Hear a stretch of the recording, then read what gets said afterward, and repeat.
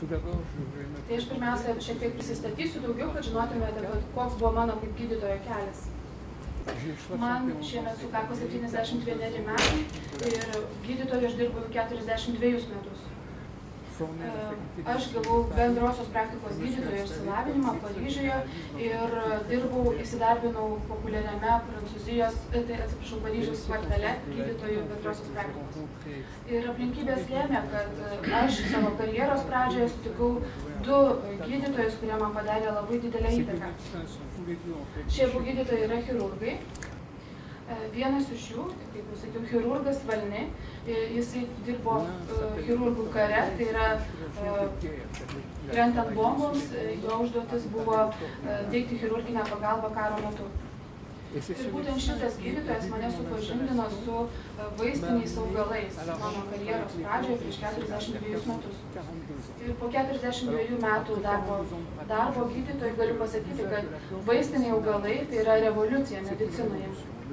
Tačiau tai yra revoliucija, kuri turi vykti medicinos mokslo centre, o ne kažkur šalia medicinos mokslo. Na, o kitas gydytojas irgi chirurgas, kurį sutikau irgi tą pačią dieną, tai yra kancerologas, onkologas gydytojas. Ir aš būtent užsiėmiau kancerologiniu gydymu 7 metus Paryžiuje. Žinau, kad dauguma tarp jūsų esate bendrosios praktikos gydytojai, kiekvieną dieną susitinkantys su pacientais. Ir jūs žinote, su kokia gausybė sunkumų mes kiekvieną dieną turime susidurti. Tai yra, ligos kartojasi, susidurėme su recidyvo atvejais, liga nepasiduoda gydymui arba pasireiškia šalutinis poveikis. Ir tikriausiai jūs visi žinote, kad jau dabar viso pasaulio mastu pripažįstama, kad medicina susiduria su pasaulinio masto problemomis. Tai yra tokia konceptuali krizė, požiūrio į pacientą krizė ir taip pat terapinių metodų krizė. Tai aš noriu parodyti jums kelią, kuris mane privedė prie to, kad sukurčiau tokią individualizuotą mediciną, individualizuotą požiūrį. Jūs žinote, kad po Pastero darbų ir vystantis moksliniai veiklai visa medicina pasuko analizės keliu, visa medicina. Kūnas buvo padalintas į daugybę sudedamųjų dalių. Buvo pabandyta kūną suskaidyti į mažiausias detalės, kuriomis remiantis būtų galima pagrįsti ligą, rasti jos priežastį. Toks analitinis požiūris į žmogaus kūną davė savo rezultatų. Buvo nustatyta, kad kai yra kokios nors patologijos, yra visų pirma gemalas. Jeigu buvo metaboliniai sutrikimai, tai galbūt buvo enzimų sutrikimų. Jeigu būdavo kažkokios tai paveldimos ligos, tai reiškia, kad kažkokie genai blogai veikia. Problema yra tokia, kad nuėjus tokiu analizės keliu, jau sunku matyti bendrą vaizdą ir apibendrinti viską. Ir buvo nueiti iki to, kad atradus genus buvo nuspręsta, kad einant genetikos keliu bus galima nustatyti visų ligų priežastį. Tačiau realybė, tikrovė yra žymiai sudėtingesnė. Buvo prieita prie funkcinės genomikos, tačiau analitinė sistema, analitinis požiūris pasiekė savo ribas ir dabar ieškoma integruoto požiūrį. Tam, kad būtų galima taikyti integruotą požiūrį, žinoma, visų pirma reikalinga analizė. Tačiau simptomų arba sutrikimų analizė turi būti analizuojama organizmo veiklos kontekste. Tai yra, negalima vertinti nesveiko organo kaip atskiros dalies, o reikia žiūrėti į visą tą ligos arba nesveiko organo kontekstą. Taigi reikalinga tokia sistema konceptuali, kuri leistų susieti visus tuos elementus. Toks analizės kelias privedė prie labai konkretaus metodo, nes buvo prieita prie išvados, kad visiems sergantiems tam tikrą ligą galima taikyti tą patį gydymą, nes priežastys yra vienodos. Buvo sukurtos farmakologiškai labai aktyvios molekulės, kurios vertė organizmą tam tikrų būdų reaguoti. Ir žinoma, tokia terapija yra visiškai tinkama, jeigu ligos pobūdis neleidžia organizmui pačiam kovoti su liga. Tačiau problema yra tokia, kad tokie vaistai nėra fiziologiškai integruoti į žmogaus organizmą. Tai organizmas turi atlaikyti tą agresiją, kuri jam sukelia atitinkamas vaistas. Ir čia ir kyla visos šalutinių patologijų problemos, dėl gydymo vaistais. Tai čia yra didžioji šiuolaikinės medicinos problema, kad buvo pasilikta prie simptomų, ženklų ir nebuvo žiūrima į visumą. Todėl čia labai reikalinga integrali fiziologija, integrali žmogaus fiziologija. Tai, pavyzdžiui, jeigu jūs susidurėte su anginos patologija, tai turite pagalvoti apie tai, kaip tas organas, kokia yra jo sąveika su visais kitais organais ir kaip kiti organai jį veikia ir kaip jį veikia bendras organizmo metabolizmas. Čia angina tai yra viena iš organizmo sistemos dalių. Ir jeigu viena ta sistemos dalis veikia per aktyviai arba veikia nepakankamai aktyviai, reikia suprasti, kodėl jinai taip daro. Ir todėl negalima likti prie to branduolio, prie tos pagrindinės, prie mikrobo, kuris sukėlė tą sutrikimą. Reikia praplėsti savo matymo lauką, pabandyti suprasti, kokie mechanizmai gali sureguliuoti uždegimą organų. Ir iš fiziologijos mes žinome, kad vienas iš neurovegetacinės sistemos valdymo mechanizmų yra parasimpatinė sistema. Taigi jūs jau perinate nuo anginos prie žymiai didesnės integruotos sistemos. Tačiau ką daryti, jeigu norite eiti dar toliau, kad suprastumėte ligos priežastį. Ši sistema, pati sistema priklauso nuo kitų sistemų. Ir viena sistema žmogaus organizme integruoja kitas sistemas, tai yra endokrininė sistema. Ir toliau pasižiūrėsime, kodėl endobiogeninio požiūrio sistemos pagrindas yra integruotas požiūris į hormonus. Taigi, tas integrali fiziologija apima globalumą, sisteminį požiūrį ir sąveiką. Ir pradėję gilintis į žmogų, kuris yra priešais jūs, į pacientą, jūs suvokite, kad visos jos sistemos veikia individualiai, skirtingai. Ir būtent ši organizmo specifika gali paaiškinti skirtingą įvairių ligų semiologiją. Pavyzdžiui, paimkime žmogaus sergančio krūties vėžių istoriją, kai, pavyzdžiui, jie atrodo yra vienodas, histologiškai vienodi vėžio atvejai. Ir onkologas nusprendžia taikyti vienodą gydymą, todėl kad vėžys yra vienodas. Tačiau realybėje viskas nevyksta būtent taip. Nes viena moteris nuo to gydymo gali išgyti, tuo tarpu kita moteris gali numirti po keliarių metų, arba po keliarių metų pasikartos liga, arba išplis metastazės. Tai būtent ir yra įrodymas, kad organizmai kaip tokie skirtingai reaguoja ir jie turi savo specifinę etiologiją. Ši schema rodo, kaip veikia žmogaus organizmas, kas yra ta integruota sistema. Dabar jau prieita prie genomo ir genetikos mokslų, kurie laikomi kaip jau čia tobuliausia, labiausiai pažengusi medicinos sritimi. Ir teigiama, kad vėžys yra susijęs su genų pakitimais ir pašalinus klaidingus genus galima išvengti vėžio arba išgydyti. Ir šiandieną medicina juda būtent ta kryptimi, individualizuotos arba asmeninės medicinos kryptimi. Ir šiuo atveju tai nėra personalizuota asmeninė medicina, nes individualizuota medicina tai būtų, kai po geno galvojame apie ląstelę, po ląstelės apie audinį, po audinio apie organą ir po to apie visą organizmą. Ir tada suprantame, kad organizmas yra visuma, visų šių dalykų visuma, kuris užtikrina gyvybę. Ir šito visuma yra labai skirtinga, kiekvienas iš mūsų esame unikalus. Suvokiame, kad mus veikia aplinka, nes iš aplinkos mes gauname energiją, kurią įsisavina, perdirba visi lygmenys organizmo. Visas organizmas suvirškina tą gautą informaciją ir atmeta tai, kas atlieka. Ir kiekvieną sekundės dalį viskas yra susiję tarpusavyje. Ląstelės nėra nepriklausomos nuo audinio, audiniai nėra nepriklausomi nuo organo, organai nuo organizmo. Nes tie genai, ląstelės, audiniai, organai yra visaip tarpusavyje susiję. Tik reikia rasti semiologinius ir biologinius raktus, kad nustatytumėm tos ryšius. Taigi, endobiogenika yra toks mokslas, kuris bando integruoti visas tas dalis, kuris bando atsižvelgti į geną, bet ne tik tai kaip į vieną atskirą dalį, bet kad tas genas būtų, į geną žiūrima būtų visoje bendroje sistemoje. Nes supratus, kad žmogus tai yra viena pusiausvyros siekianti sistema, kuri nuolat kinta, tada jau turime žiūrėti, kaip vyksta visi tie procesai. Kaip palaikyti tą struktūrą, kad jinai ir toliau veiktų, ir kaip ta struktūra veiks, kai reikės adaptuotis, nepriklausomai nuo to, koks bus tas adaptacijos veiksnys. Kiek įvaizdu, kad supratus tą globalumo svarbą negalima likti vien tik prie analitinio požiūrio. Ir tada jau terapinės strategijos, bendros terapinės strategijos ne tik reikės taikyti naujas terapinės strategijas. Tai yra reikės taikyti specifines, personalizuotas, kuo mažiau agresyves strategijas.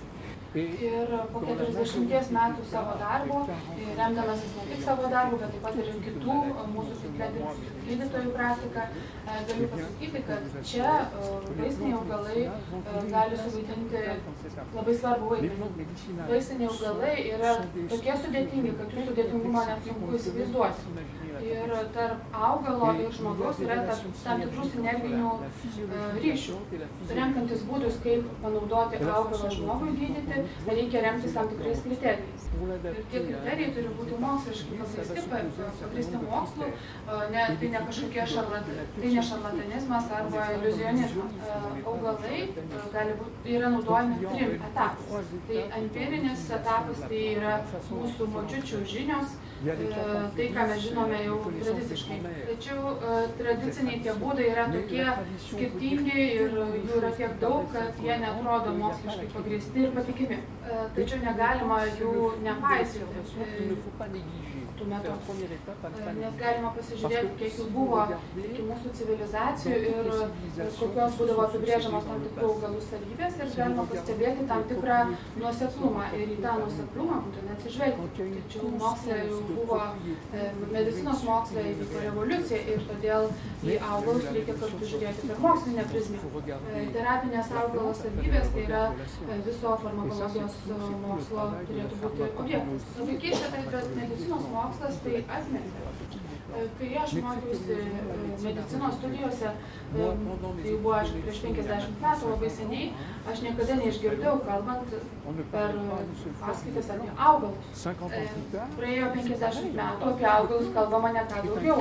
Aš sakyčiau, kad tai yra nusikaltimas žmogiškumui. Ir čia mes matome tokį paradoksą, kad medicinos mokslas išrado daugybę galingų preparatų, kurie yra ir pavojingi, ir gydo nelabai, tačiau buvo atmesti vaistiniai augalai, kurių terapinis poveikis jau žinomas nuo net menamų amžių. Dabar mes turėtume pereiti prie 3 etapo, tai yra klinikinio augalų taikymo medicinoje. Ir kartu turime remtis ne tuo analitiniu požiūriu, bet sintetiniu augalo panaudojimo medicinoje požiūriu. Ir turime suprasti, kad tie augalų ekstraktai neveikia taip, kaip pagrindinis veiklusis poveikis augalo. Ir kas yra labai įdomu ir netgi šokiruoja, tai kad pradėjus naujai taikyti augalus medicinoje, pasiekiami rezultatai ir žmonės nesupranta, kaip tai gali vykti. Ir galiu jūs tikrai patikinti, kad tie rezultatai, kurių pavyko pasiekti tiek bendrosios praktikos, kaip dirbant bendrosios praktikos gydytojų, tiek onkologų, rezultatai yra įspūdingi. Ir tai nepriklauso nuo patologijos pobūdžio. Tačiau kartu noriu pabrėžti, kad sintetiniai vaistai taip pat turi savo svarbų vaidmenį medicinoje. Sintetiniai vaistai neturėtų būti pašalinti iš visos sistemos, jie tiesiog jų vieta turėtų būti, vaidmuo turėtų būti apribotas. Ir dirbant tiek bendrosios praktikos gydytojų, tiek specialistų, 90% atvejų sintetinių vaistų neturėtų prireikti. Ir visi gydytojai turintys tokį požiūrį į augalus, tai patvirtina, ar tai būtų Jungtinėse Amerikos valstijose, ar Tunise, ar Meksikoje, ar Prancūzijoje, ar Belgijoje. Tačiau problema, kad toks augalų suvokimas apverčia aukštyn kojom farmakologijos koncepciją, nes tai paliečia tokias galingas sritis, kaip pinigai ir galingos tarptautinės kompanijos. Tačiau medicina šiandieną yra krizėje, susiduria su krize ir reikia prisiminti tokią sampratą, į kurią ilgai nebuvo atsižvelgta, tai yra organizmo atsparumo sveikatos. Tai reikia prisiminti, kas tai yra atsparumas ir ką tai reiškia, kalbant apie žmogaus organizmą. Kai kalbama apie organizmo vieningumą, vienumą, reikia prisiminti, kas užtikrina organizmo vieningumą. Ir kas iš tiesų valdo gyvenimo organizmo pusiausvyrą. Ta atsparumo sąvoka yra labai svarbi, nes jinai gali padėti paaiškinti įvairias klinikinės ligos vystymosi dalykus. Tarkim, yra krūties vėžys, tačiau jo klinikinių formų galima sutikti apie 50. Ir tai yra susijęs su organizmo atsparumu. Tai yra jo pasas. Organizme yra sistema, kuri užtikrina visas šias išvardytas funkcijas. Nes organizme pusiausvyrė turi būti palaikoma visada, kiekvienu momentu ir visuose organizmo lygiuose etapuose. Ir ta sistema turi kontroliuoti visus šiuos reiškinius, kurie čia yra išvardyti. Visą elgesį, nes jeigu nebus valdomi visi reiškiniai ir visas elgesys, tai nebus užtikrinama pilna kontrolė, nebus pilnas valdymas. Todėl mes privalome analizuoti kiekvieno ligonio atskirą fiziologiją, nes medicinos be atskiriam individui būdingos fiziologijos suvokimo negali būti. Tai čia yra reikalinga revoliucija, galbūt panašiai ta, kurią fizikai išgyveno praeitame amžiuje, kai atsirado reliatyvumo teorija. Čia bus reikalingos tokios naujos sąvokos kaip dinamika, reaktyvumas ir reliatyvumas. Kas yra ta reliatyvumo sąvoka? Tai reiškia, kad ženklas yra svarbus ir turėtų būti vertinimas tik tai atsižvelgiant į kitus ženklus arba požymis. Gali būti vertinimas tik atsižvelgiant į kitus požymis, tai yra sąsajų. Tai reiškia, kad kiekvienas požymis yra reikšmingas, nepriklausomai nuo to, kaip jis išreiškia. Tarkime, mūsų kasdienėje bendrojo gydytojo praktikoje yra tam tikrų etapų, kur mes negalime išvengti. Įeina ligonis, pacientas ir kiekvienas pacientas jas elgiasi skirtingai. Vienas eis į drovį, nuleidęs galvą, kitas ateis ir atsisės į jūsų vietą, jūsų stalą. Tai yra kažkoks fiziologinis požymis, taip, žinoma, bet koks. Fiziologija gali paaiškinti elgesio skirtumus. Tas, kuris yra drovus, turės stiprią parasimpatinę sistemą. Tuo tarpu kita simpatinė sistema bus tiesiog sprogstanti ir jo galbūt labai išreikšta skydliaukės funkcija, nors galbūt sutrikimo skydliaukės ir nebus. Tai nereiškia, kad jo skydliaukė bus skydliaukės veikla bus sutrikusi. Tiesiog jo skydliaukės veikla jį verčia elgtis kitaip negu prieš tai buvęs pacientas. Plaukai vėlgi jums gali daug ką parodyti, kokie jie yra, kaip jie išsidėstę, gali parodyti ir skydliaukės veiklą, ir androgeninės sistemos veiklą. Tai jau vos įėjus ligoniui, pacientui, jūs galite pagalvoti apie tuos požymius, fiziologinius požymius, apie kuriuos mokėtės dar pirmajame medicinos studijų kurse. Tai ligonis atsisėda, pradeda kalbėti su jumis. Pavyzdžiui, jeigu tai moteris sakys, man skauda galva 8 dienas prieš prasidedant mėnesinėms. Jeigu jūs laikysitės to analitinio požiūrio, duosite vaistų nuo galvos skausmo, būsite patenkintas.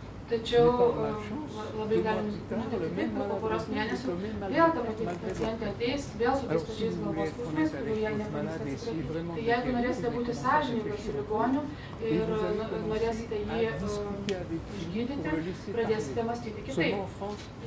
Pradėsite su juo diskutuoti, kad leistumėte jam išsikalbėti. Tai Prancūzijoje tai draudžiama, negalima kalbėti, ligoniui galima skirti 5 minutės. Tada reikia išeiti iš oficialios sistemos ir kad galėtume leisti savo kalbėti su ligoniu. Ligonis jums papasakos sudėtingą istoriją su daugybė detalių, kurios visos turi fiziologinę reikšmę. Integravus visas tas detalės, apie kurias papasakojo ligonis, leis jums nustatyti tikslą diagnozę. Tačiau reikia, kad ir ligonis turėtų laiko kalbėti ir galbūt jisai tik tai po valandos pokalbio pasakys kažkokį dalyką, kuris ir bus jo diagnozės raktas. liekant prie vėžio atveju, pavyzdžiui, yra moterų, yra tam tikrų vėžio rūšių, kur labai jaučiamas jų bumas tam tikrų metų laikų. Ir tada kyla klausimas, pavyzdžiui, kodėl tai moteriai kiekvieną rugsėjį iškyla problemų susijusių su vėžiu. Ir neranda to raktų, nors raktas yra. Ir jūs leidžiate jai kalbėti ir jinai staiga pasako, kad kiekvieną rugsėjį aš susapnuoju spalvotą sapną. Jeigu neleisite, nesuteiksite laiko, tai jinai jums neturės laiko atskleisti, kad jinai sapnuoja spalvotus sapnus. Tačiau šitas požymis turi labai svarbią fiziologinę reikšmę. Jisai rodo, kad tam tikrų metų pradeda gaminti TRH. Ir vienas iš TRH veiklos elementų tai yra pakeisti T4 į T3 hormoną. Ir tai daro prolaktino receptorius kepenyse. Ir tai yra raktas, kuris jums leis suprasti, kodėl pacientės kepenyse atsiranda metastazė. Tačiau dėja medicina neturi laiko, ne visada turi laiko tai padaryti, nes dabar yra ta masto medicina. Yra daug chirurgijos operacijų atliekamų, kurios atliekamos nebūtinai, kai yra poreikis. Pavyzdžiui, išsivysčius fibromai, siūloma moteriai pašalinti gimdą, nes jau ta fibroma kelia problemų, o gimda nereikalinga. Tačiau pašalinti gimdą moteriai nėra taip nekalba. Kodėl? Jeigu moteriai išsivysto fibroma, tai yra susijęs su tam tikrais fiziologiniais mechanizmais. Tai reiškia, kad yra suaktyvėjusi estrogenų ir androgenų gamyba. Ir čia taip pat augimo hormonų yra suaktyvėjimas. Kas bus pašalinus gimdą? Hipofizis suvoks, kad čia yra kažkokia tuštuma sistemoje ir hipofizio veikla privers atsirasti naujiems receptoriams, kažkur kitur atsiverti naujiems receptoriams. Ir dirbdami su savo kolega Dufour peržiūrėjome mūsų ligoninės statistiką. Mes nustatėme, kad moteris, kuriams yra pašalinta gimda, nesvarbu, ar buvo rimta priežastis ar nerimta, tai gimdai pašalinti, buvo 7 kartus labiau linkusios, kad joms išsivystys kairės krūties vėžys negu dešinės krūties vėžys. Buvo nustatyta, kad tai žymiai padidina riziką susirgti tiesiosios žarnos vėžiu. Priežastis to yra tokia, kad būtent tiesiojoje žarnoje absorbuojami baltymai, o tas metabolizmas baltymų reabsorpcijos tam tikrų būdų veikia TSH veiklą. O pašalinus gimdą, tas TSH gamyba apyvarta žymiai pagreitėja. Tačiau problema yra tokia dar, kad tas poveikis pasireiškia po ne vienerių metų ir paskui nesimato to ryšio tarp ligų. Todėl sintetinių vaistų vartojimas arba chirurginės operacijos turi būti visada vertinami atsižvelgiant į ilgalaikį poveikį, o ne į trumpalaikį poveikį. Ir daugybė civilizacijos ligų, kaip vėžys arba autoimuninės ligos, yra sukeltos būtent tų sintetinių vaistų vartojimo, apie kurių vėlesnės pasekmės nebuvo galvota. Tai reiškia, kad jeigu norime, kad mūsų medicina, kuri padarė milžinišką pažangą ir kuri praktiškai pasiekė savo ribas, tai jeigu norime, kad jinai žengtų toliau, turime praplėsti mes savo požiūrį. Turime suprasti, kad organizmas yra tokia sistema, kurioje nuolat vyksta tokie veiksmai, funkcijos, ir kad turime kuo labiau gerbti, atsižvelgti į organizmo fiziologiją. Aš į detalės labai nesileisiu, nes tai yra sudėtingas požiūris. Tačiau, kalbant apie atsparumą, visada reikia prisiminti genus, jų funkcijas. Yra visada reikia atsižvelgti į genomiką, į genų sąlyką. Tačiau medicina dar iki šiol nesuvokė to fakto, kad lepigenomenika vidinė yra žymiai svarbesnė negu išorinė. Organizmo atsparumas turi atsižvelgti į šiuos veiksnius, nes kiekvieną akimirką mes patiriame tam tikrų puolimų, agresijos ir mūsų organizmas turi nuolat su jais kovoti ir atsispirti. Ir būtent todėl mes čia kalbame apie metabolizmą, nes metabolizmas užtikrina organizmo funkcionavimą. Taigi, kalbėkime, pavyzdžiui, apie sveiką organizmą, kuris yra pusiausvyros būklėje, jisai patiria egzogeninius ir endogeninius išorinius tiek vidinius ir juos reikia atlaikyti. Ir mūsų organizmas turi tam tikrus atsakus. Šie atsako rūšys yra puikiai žinomos medicinoje. Na ir čia jūs suprasite, kodėl endobiogenikos pagrindas yra būtent hormonų sistema. Taip yra todėl, kad tas adaptacinis atsakas, metaboliniai poreikiai ir visi kiti yra reguliuojami endokrininės sistemos. Jeigu atsakas atitinka agresinį poveikį, tai kas nutinka, tai organizmas vėl pasiekia pusiausvyrą. Tačiau jeigu organizmas negali atsakyti pusiausvyros, kasgi nutinka. Tada išeisime iš to normalaus fiziologinio atsako ir pasireikš neadaptuotas atsakas, tai yra kelias į ligą. Todėl yra labai svarbu labai nuodugniai ištyrinėti ligonį, labai jį išklausyti, tai kad tam, kad suprastumėm jo fiziologinę veiklą. Ir prevencinė medicina koncentruosis į tuos mažus pusiausvyros sutrikimus, kuriuos jūs nustatėte. Jeigu ne, jau perėsime prie fiziopatologijų, tai yra jau pasireikš liga. Tai tas kritinis momentas, į kurį neatsižvelgia šiuolaikinė medicina, tai pažymėtas žvaigždute, tai yra neatsižvelgiama į fiziologiją ir pereinama prie fiziopatologijos. Tarkim, jeigu tas netinkamas atsakas yra cholesterolio perviršis. Ir jeigu jūs nesupratote, kad cholesterolis yra atsakas į tam tikrus, stengsite sumažinti cholesterolio lygį ir neatsižvelgsite į tai, kas sukėlė tą cholesterolio perviršį. Galbūt tai kažkoks kepenų sutrikimas, galbūt skydliaukės sutrikimas, galbūt kortikoidų apykaitos sutrikimas, antrinčių veikloje perviršis. Tai laikantis endobiogeninio požiūrio, liga rodo, kad tiesiog organizmas nesugeba tinkamai fiziologiškai reaguoti į pakitusių adaptacijos poreikius. Ir tai leidžia suprasti skirtingas tos pačios ligos klinikinės formas. Ir tai leidžia suprasti, kodėl vienos ligos nuolat kartojasi, tačiau pasireiškia silpnai, vieniems pasireiškia silpnai, bet nuolat kartojasi, kitiems pasireiškia stipriai, kitiems pasireiškia labai ilgai. Ir čia būtent pasireiškia tas personalizuotas požiūris, tai yra gydomas ne navikas, gydomas ligonis, kuris turi naviką. Tačiau tai nėra kažkoks, aš neužsipuolu čia personalizuoto ligos gydymo. Tačiau ir iš tikrųjų tas tikslinis mokymas pasiekia savo rezultatus. Tarkime, jeigu paimsime onkologijos atvejį, jeigu vidutinis gyvenimo prailginimas yra 2-3-4 mėnesiai, tai yra labai nedaug. Be to, toks gydymas, tikslinis gydymas yra labai brangus, jisai gali kainuoti 100 000 eurų per metus.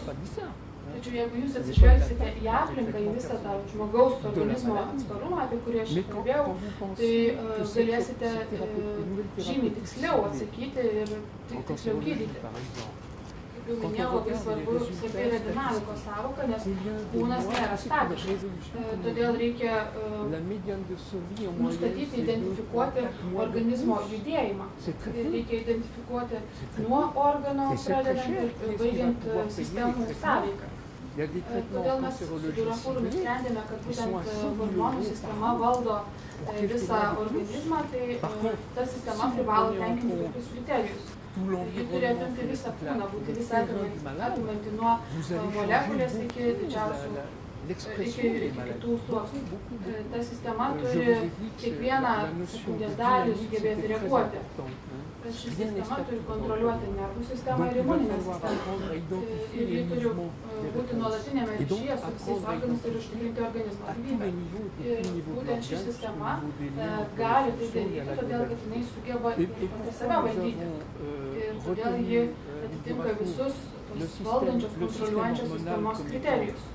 Ir nagrinėdami, atlikdami tyrimus nustatome, kad šita sistema veikia nuo pat gyvybės užsimezgimo, ir kaip mes pastebėjome atlikdami embriogeninius ir fitogeninius tyrimus. Ir labai įdomu perprasti šios sistemos veikimo logiką. Nes jeigu paimsime mašinų gamyklą, tai yra pateikiamos detalės ir jos iš pradžių apjungiamos pirmoje gamybos grandinėje, po to antroje, trečioje, ketvirtoje ir galų gale iš gamyklos išrieda automobilis. Nes jeigu detalės sumesime netinkamu metu, tai ta sistema nebus vykusi. Hormonų sistema yra panašiai, jinai veikia visą laiką ir medicina yra nustačiusi, kad hormonų sistema veikia nuolat ir jos hormonų yra gaminama labai daug, ir skydliaukėje, ir antinkščiuose, ir visur kitur. Ir hormonai turi skirtingą poveikį, vieni stato, kiti griauna.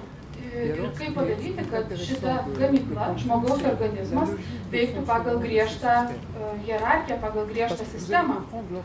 Ir endobiogenikos požiūris būtent ir siūlo tikslės taisyklės, kaip žiūrėti į šitą gamyklą, į žmogaus organizmą. 4 hormonų ašys yra puikiai žinomos medicinoje. Ir visos šitos ašys užtikrina tiek statybą, tiek griovimą, tiek konstrukciją, tiek destrukciją, kaip atsaką į agresiją išorinį poveikį. Kaip galima pasiekti tos integracijos? Tai kalbame apie tai, kas cirkuliuoja kraujyje, raudonieji kraujo kūneliai, baltieji kraujo kūneliai. Tai pažiūrėkime, ko mus moko bendroji fiziologija apie raudonuosius ir baltuosius kraujo kūnelius. Ir visose fiziologijos vadovėliuose rašoma, kad raudonieji kraujo kūneliai priklauso nuo androgenų, o baltieji kraujo kūneliai nuo estrogenų. Tai jeigu jūs išvesite santykį, proporciją tarp raudonųjų ir baltųjų kraujo kūnelių, pamatysite, koks yra santykis, anksčiau buvo santykis tarp androgenų ir estrogenų. Ir va šitokiu algoritmu jūs nustatote jau vieną funkciją. Ir kitas funkcijas irgi galima nustatyti, remiantis tam tikrais algoritmais ir remiantis fiziologijoje visuotinai pripažintais duomenimis. Ir tada jūs išvesite, surasite, statysite daugybę naujų skaičių, kuriuos reikės suprasti. Ir tai yra funkcijų biologija. Tai jūs žiūrite, kas yra dabar kraujyje, bet nustatote, kas buvo kraujyje prieš tai. Tai yra, jūs turite prieš akis tą patį individą, bet jau matote jį ne taip kaip anksčiau. Tai yra, jūs praplečiate savo matymo lauką. Ir jūs jau nematote tos pačios tikrovės. Tai yra, tikrovė yra tarsi ta pati, bet jinai yra žymiai gilesnė ir žymiai subtilesnė. Ji jums nupiešia labai specifinį to atskiro individo paveikslą. Ir būtent tada jūs jau galite užsiimti prevencinę mediciną, nes prevencinė medicina tai negydyti ligą tada, kai neatsiranda, o užbėgti ją už akių. Ir čia jūs matote šitoje lentelėje, kaip iš paprastų kraujo duomenų galima nustatyti daugybę naujų rodiklių. Ir jūs tada galite nustatyti daugybę duomenų toms mano pirmiau minėtoms ašims ir pamatyti, kad visi ligoniai labai skiriasi. Nerasite dviejų vienodų. Yra ligonis, kuri 82 metų susirgo krūties vėžiu ir 88 mirė duomenys. Jūs čia matote, kad jai yra stiprus hiperkazas. Labai aukštas adaptacinio kortizolio kiekis, kuris blokuoja imuninę sistemą. Jos serotonino lygis rodo, kad jai yra labai stipri depresija. Vous voyez que, bien qu'elle ait 88 ans à cette époque-là de sa vie, elle a 88 ans. Elle a des l'activité normale de la surrénale est complètement effondrée. C'est de stimuler la nors jai jau yra per 80 metų, jos estrogenai yra labai aktyvus. Tuo tarpu viena pagrindinių estrogenų, viena pagrindinių funkcijų yra skatinti ADN DNR duplikavimas. Taigi matosi, kad jos liga yra labai pažengus ir kad jos pačios estrogenai maitina skydliaukę 3 kartus viršija normalią veiklą. Imuninė veikla yra absoliučiai sutrikusi, praktiškai imuniteto nėra. Augimo faktoriai yra labai aktyvus. Antiaugimo faktoriai yra praktiškai išnykę. Insulino kiekis 3 kartus viršija normą, tai reiškia, kad cukrus tiekiamas į vėžines ląsteles. o jos atsparumas insulinui beveik išnykęs. Tai net nepažinodami, nežinodami to žmogus galite nustatyti, kad jai reikia gyventi kelios dienos. Tačiau problema ta, kad onkologai sistemos nežino. Aš Paryžiuje dirbu jau 40 metų ir kai mes nusiunčiame tokias lenteles pačioms garsiausioms Paryžiaus onkologinėms ligoninėms, jie jų net neanalizuoja. Aš sakyčiau, kad tai yra nusikaltimas prieš ligonius. Duomenis atskleidžia paprastas kraujo paėmimas, paprasta kraujo tyrimo analizė. O labai paprasta atlikti tyrimus, galima paimti dvi moteris grupės, vienas sergančias, pavyzdžiui, vėžiu, o kitas nesergančias, tarkim, ir Lietuvoje, ir pasižiūrėti tuos duomenis ir iš karto matosi, kurių sistemos yra išbalansuotos. Mes esame atviri bet kokiam bendradarbiavimui, būtent dėl to prieš 20 metų nusprendėme skleisti savo žinias ir aiškinti, kas tai yra endobiogeninė medicina. Žinoma, tam reikalingas mokymas, kuris užima tam tikrą laiką, sakyčiau, kad tam reikia apie metų mokymus. Nes reikia permastyti visas medicinos sritis per tą endobiogeninę prizmę. Tačiau tai jokių būdų nereiškia, kad reikia visiškai atsisakyti analitinio požiūrio. Tai nėra kova su analitiniu požiūriu. Na ir toliau kitas žingsnis šitai pusiausvyrai atstatyti reikalingi vaistiniai augalai. Tačiau šiandieną aš apie tai nekalbėsiu, tam reikėtų bent dienos, kad galime pristatyti. Tačiau mes turime specialistų šioje srityje, kurie galėtų atvykti, vesti mokymus, seminarus Lietuvos gydytojams. Tai tuo aš ir baigsiu savo pristatymą, labai džiaugiuosi, kad jūs dėmesingai klausėte ir man labai didelis džiaugsmas šiandieną buvo su jumis pabendrauti.